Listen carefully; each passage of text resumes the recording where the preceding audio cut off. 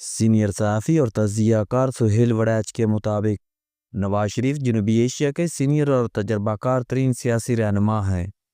3 بار کے وزیر اعظم اور موجودہ نظام کے اہم شریکار ہونے کے علاوہ وہ 4 دہائیوں میں مقتدرہ اور سول حکمرانوں کے درمیان دوستیوں اور لڑائیوں کے اہم ترین گواہ بھی ہیں۔ نواز شریف بہت ہی گہرے آدمی ہیں، ان کی مرضی کے بغیر آپ ان سے دل کی بات نکلوا نہیں سکتے۔ صحافت کے ایک ادنا طالب علم کی حیثیت سے مجھے ان سے درجنوں ملاقاتوں کا بار بار موقع ملا اور اپنے تئیں ان کی اصل سوچ اور افکار کو سمجھنے کی کوشش کی۔ نواز شریف بہت ہی متحمل اور نرم لہجے کے آدمی ہیں، لیکن اگر کسی پر غصہ ہو تو وہ اسے چھپا نہیں پاتے۔ ان کے سفید رنگ چہرے پر سرخی نمایاں ہو جاتی ہے اور ان کا ملاقاتی فوراً سمجھ جاتا ہے کہ وہ ناراض ہے، وگرنہ عام طور پر ان کے معصوم چہرے اور حیرانی کے تاثرات سے ملاقاتی انہیں سادہ لوح شخص سمجھتا ہے۔ ان کے چہرے کی معصومیت اور سب کچھ معلوم ہونے کے باوجود یہ ظاہر کرے کہ انہیں کچھ علم نہیں، بہت سے لوگ مغالطے میں آ جاتے ہیں کہ میاں صاحب کتنے سادہ ہیں، مگر میرے خیال میں ان کا یہ قدرتی انداز ہی انہیں لوگوں کا محبوب بھی بناتا ہے، بے پایہ گہرائی کو چھپا کر بھی رکھتا ہے۔ اپنے ناقص العقل ہونے کا اعتراف کرتے ہوئے عرض ہے کہ آج کے دور میں اگر نواز شریف کے حالات و واقعات کا جائزہ لیا جائے تو یہ کہنے میں کوئی باک نہیں کہ نواز شریف کی سیاست، عالمی منظرنامے اور پاکستان کے داخلی ایشوز پر اصل خیالات بالکل اور ہیں، اور آج کل وہ جن حالات سے گزر رہے ہیں، انہیں اپنائے ہوئے ہیں، یہ ان کے اصل خیالات سے متضاد ہے۔ بلکہ اگر سچ کہا جائے تو صاف نظر آتا ہے کہ وقتی مصالحتیں ان کی اصل سوچ پر غالب آئی ہوئی ہیں، اور جب آپ مصالحتوں کا شکار ہو کر اصل سوچ پر کمپرومائز کرتے ہیں تو لازماً تضاد پیدا ہوتا ہے۔ نواز شریف کی موجودہ سیاست میں یہ تضاد نمایاں ہے۔ نواز شریف کا عرصہ اعتراض سے یہ خواب تھا کہ بھارت سے لڑائی اور دشمنی ختم کر کے دونوں ملک اپنی معاشی ترقی پر توجہ دیں۔ اس حوالے سے انہوں نے بھارتی وزیر اعظم واجپئی اور پھر وزیر اعظم نریندر مودی کو پاکستان مدعو کیا۔ وزیر اعظم واجپئی نے پاکستان آنا تھا تو اس وقت کی مقتدرہ دائیں باوزو کی جماعتوں اور ایک نظریاتی اخبار نے ان کے خلاف محاذ قائم کر لیا۔ جماعت اسلامی کے حامیوں نے توڑ پھوڑ کی، لاٹھی چارج ہوا، آنسو گیس چلی، مگر نواز شریف ڈٹے رہے۔ تیسری بار وزیر اعظم بنے تو جنرل مشرف کا کارگل میں مس ایڈونچر ان کے ذہن میں تھا، اس لیے انہوں نے بھارت کے اندر ہونے والی دہشت گردی کے واقعات پر اس وقت کے انٹیلیجنس بیورو سے آزادانہ اور غیر جانبدارانہ تحقیقات کروائیں، تو اشارہ ملا کہ کارروائی اپنی ہی ہے۔ اسی حوالے سے ایک میٹنگ کی اندرونی کہانی کو ڈان لیکس کا نام دیا گیا اور بالآخر بتدریج نواز شریف کو اس وقت کی مقتدرہ نے اختلاف کی بنیاد پر نکال بحر کیا۔ نواز شریف نے جنرل باجوہ کو آرمی چیف بنانے کا بڑا فیصلہ بھی اس لیے کیا تھا کہ جنرل باجوہ بھی نواز شریف کی طرح بھارت سے تعلقات معمول پر لانے کے حامی تھے۔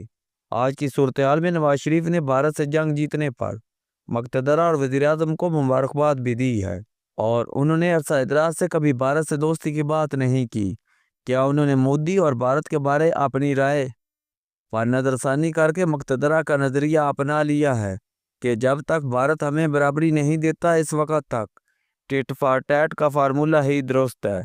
بظاہر یہی لگتا ہے کہ فی الحال انہوں نے اس فارمولے کی مخالفت نہیں کی، مگر ایک تشکیک پسند کو یہی لگتا ہے کہ نواز شریف کے پاک بھارت تعلقات پر اصل خیالات وہی پرانے ہیں، اور آج کل ان کی خاموشی وقتی مصلحت ہے۔ اصل سوچ اور وقتی مصلحت کا دوسرا نقطہ نواز شریف کی معیشت کو ترجیح دینے کی پالیسی ہے۔ وہ معیشت سے ملک کی ترقی، مضبوطی اور خوشحالی کی کنجی معیشت کو سمجھتے ہیں۔ وہ گزشتہ 2.5-3 سال سے قائم اپنی حکومت کو بھی بار بار یہ تلقین کرتے ہوں گے، مگر حقیقت یہ ہے کہ 2.5 سال سے ریاست اور حکومت کی پہلی ترجیح سیکورٹی اور دفاع ہے، اور پھر دوسری ترجیح خارجہ پالیسی کی کامیابی ہے۔ ریاست کو ان دونوں حوالوں سے خاصی کامیابی ملی ہے، جس کا اعتراف نواز شریف کرتے رہتے ہیں۔ معیشت میں اگرچہ کافی حد تک استحکام آیا ہے، لیکن نہ کارخانوں کا پہیہ چلا ہے، نہ بیرونی سرمایہ کاری آئی ہے، اور نہ ہی مستقبل قریب میں برآمدات بڑھنے یا شرح نمو میں نمایاں اضافے کے امکانات دکھائی دے رہے ہیں۔ نواز شریف ہمیشہ سے مینز نہیں اینڈ کے کر رہے ہیں۔ اس لیے وہ معاشی پالیسی پر وقتی مسالت کا شکار ہے۔ یہ جو کچھ ہو رہا ہے یا نہیں ہو پا رہا، یہ ان کی اصلی سوچ سے بالکل لگا نہیں کھاتا۔ نواز شریف نے اپنے طویل سیاسی کیریئر میں 2 سیاسی جماعتوں سے براہ راست سیاسی جنگ کی ہے۔ پہلے ان کا ہدف پیپلز پارٹی رہی اور اب ان کا مسئلہ عمران خان اور تحریک انصاف سے ہے۔ پیپلز پارٹی کے ساتھ ایک طویل جنگ میں انہوں نے اپنی شخصیت کے ان مطابق دباؤ اور فوائد یعنی گاجر اور چھڑی کی دونوں سے کام لیا اور پنجاب میں پیپلز پارٹی کا صفایا کر کے چھوڑا۔ ایک طرف وہ جنرل ضیاء کے پسندیدہ نیلی آنکھ والے تھے تو دوسری طرف مرحوم پیر پگاڑا کے بیان کے مطابق انہوں نے 1986 میں بے نظیر بھٹو کے استقبال کے لیے خفیہ طور پر فنڈ بھی دیے تھے۔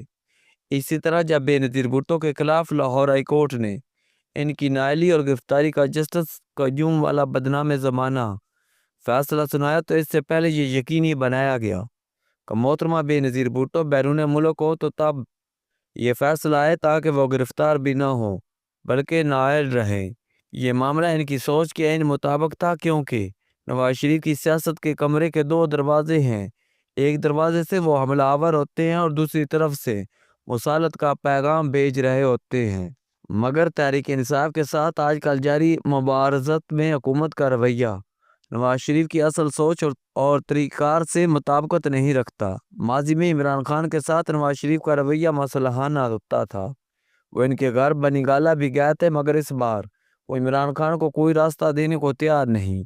شاید اس کی وجہ تحریک انصاف اور عمران خان کی طرف سے حد سے بڑے ہوئے سوکیانہ حملے ہیں، یا پھر مقتدرہ کے ساتھ ہم آواز ہونے کے لیے انہوں نے وقتی مصالحت کا رویہ اپنا رکھا ہے۔ بظاہر یہی نظر آتا ہے کہ اس معاملے میں ان کے خیالات میں نمایاں تبدیلی آئی ہے اور وہ مقتدرہ کے ساتھ ہے۔